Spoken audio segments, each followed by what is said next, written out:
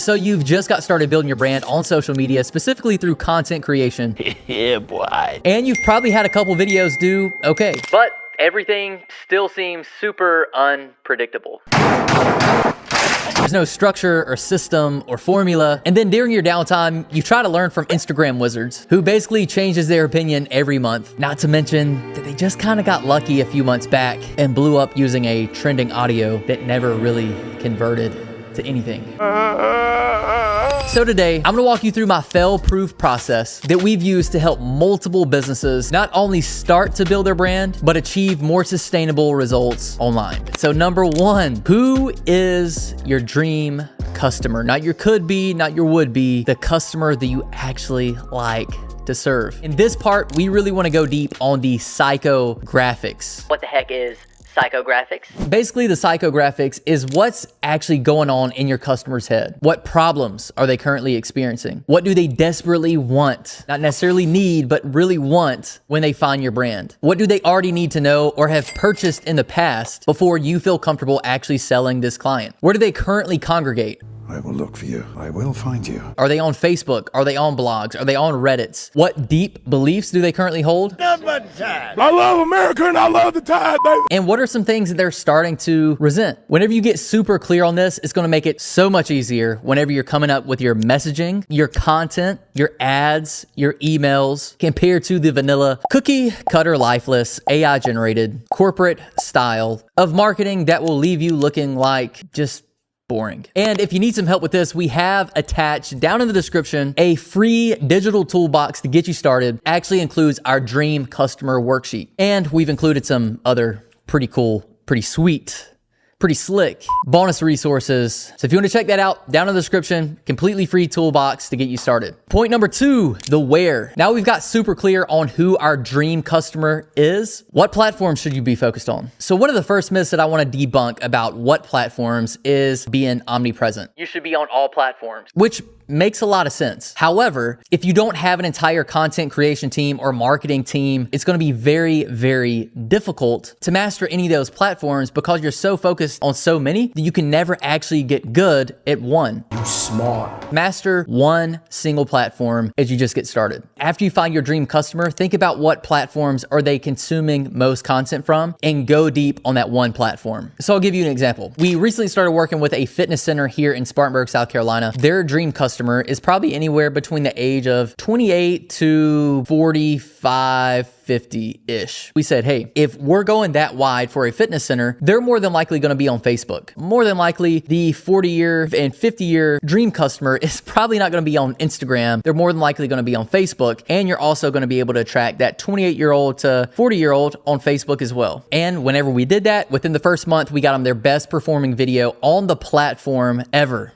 in the last 10 years. And that leads us right into step number three, which is the how. How do I do this? I don't really know how to do social media. I don't want to sit here and learn trends and TikTok dances. Well, maybe the US bans TikTok, so you don't have to worry about that one. I'm an entrepreneur, not a content creator. My last 10 posts that I spent 10 hours on Has not done anything. Hey, relax. You know how I do what I do when I do how I do it. We're gonna keep this simple. So how we're gonna do this is something that I learned from Brandon Dawson over at Cardone Ventures. And this is the formula: model, mimic, master. If you're just getting started with content creation, you're probably gonna be pretty bad. We're at Speak Live Studio. This is where the magic happens. So what Model Mimic Master does is it allows us to see some success a lot faster rather than throwing a bunch of mud on the wall and kind of guessing what works and what doesn't work. So let me explain. Model. You want to find 3 to 5 companies or businesses or brands that you actually like consuming their content from. You don't necessarily have to stay right within your industry. So whenever you find that model, then that leads me to mimic. Mimic what's already working. It's going to raise your chances of success of your content working a lot earlier on because it's worked across other people's profiles. Now, don't go out here and copy word for word, use the same colors, use the same captions, make it your own, but still you can lean on what's already working on these other platforms and mimic the type of content and the type of ideas that's already worked on their page, on your page. After about 3 months of creating consistent content, you kind of start to master what's going to work on your profile. What you're probably going to see is that some of the topics that worked on other profiles isn't going to work on your profile. You kind of start to switch it up up and make it your own. At that 3-month mark, you really start to drum up some success, and it should start to become a little bit more natural and a lot easier to create content. All right, here we go. The next step is the what. What do you actually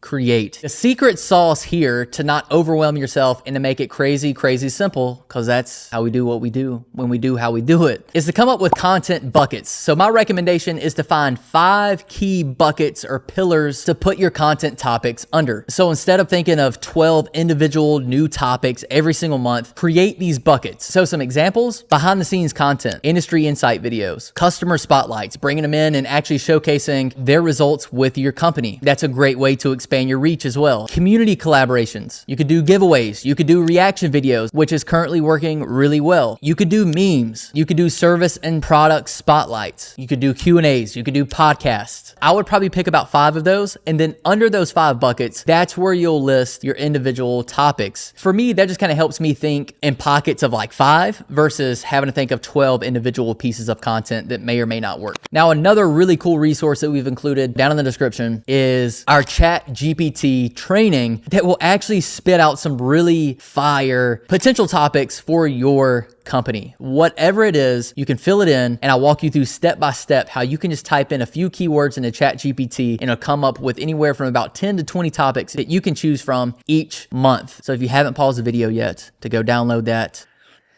I would do it. It's free. Free 99. Now, some trackable targets. I would typically start with 12 pieces of content per month. That's going to get you posting at least 3 times a week, and that's going to really start to bring up some awareness for your brand on social. And not only that, that's going to give you enough data within about the 3-month mark to actually see what's working, what's not working. But give it time. By about that 3-month mark, you'll really start to refine what's working with your audience, what's not, and you'll start to become a master of the content creation game. Wax on, wax off. Wax on, wax off. So now you've got your topics. Well, what the heck do I say? The average attention span on social media is 2 to 3 seconds. So we've got to grab their attention fast.